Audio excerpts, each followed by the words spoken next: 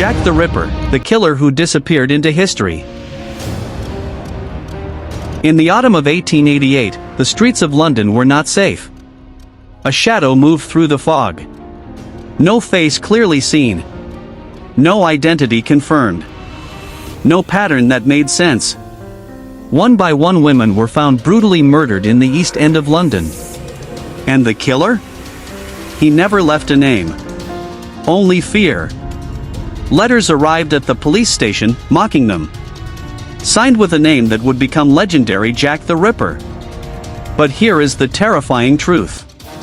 After more than 130 years of investigation, hundreds of suspects, and endless theories, we still do not know who he was. In 1888, London was the largest city in the world. But behind its wealth and power, there was another world. In the East End district of Whitechapel, poverty ruled everything. Overcrowded streets, dangerous alleyways, crime everywhere. Police were overwhelmed and people were living in extreme poverty at night. Fog mixed with smoke from factories covered everything. Street lamps barely lit the darkness. This was the perfect environment for something evil to hide. And something did.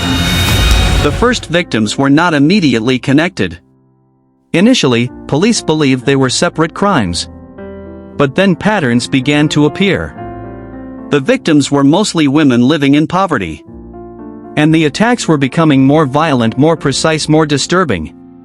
The police were confused. There was no clear suspect. No weapon found. No witnesses who saw the full truth. Only fragments and fear. The city began to panic.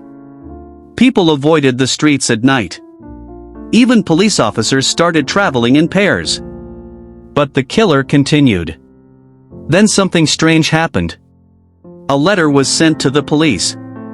It claimed to be from the killer.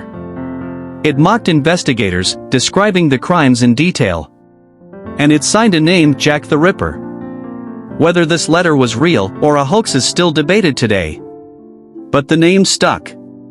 Soon newspapers across London spread the story. The killer became a legend. Fear spread faster than facts. More letters arrived. Some real. Some fake.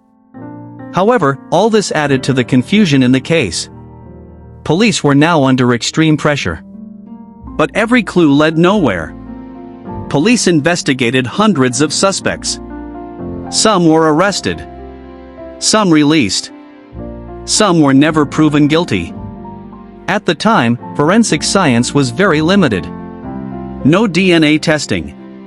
No digital records. No modern tools. Investigators relied on witness statements, physical clues, handwriting comparisons and guesswork, but the killer always stayed ahead. He seemed to understand how to disappear. Even today, historians believe the killer likely knew the area, possibly with medical or anatomical skill, and the ability to blend into poor neighborhoods unnoticed, but none of this was ever proven. Over time, many suspects have been suggested. Some believed he was a doctor. Some believed he was a butcher. Some believed he was a member of high society. Others believe it may have been multiple killers or someone the police never suspected at all. The most frustrating part? Every strong theory has a weakness. And no evidence survived strong enough to confirm any identity. Today, Jack the Ripper remains one of the most famous mysteries in history. More than a century later, we still ask the same question. Who was he? Was he a man hiding in plain sight? Or someone history completely forgot? Or worse, is the truth still buried in the streets of London?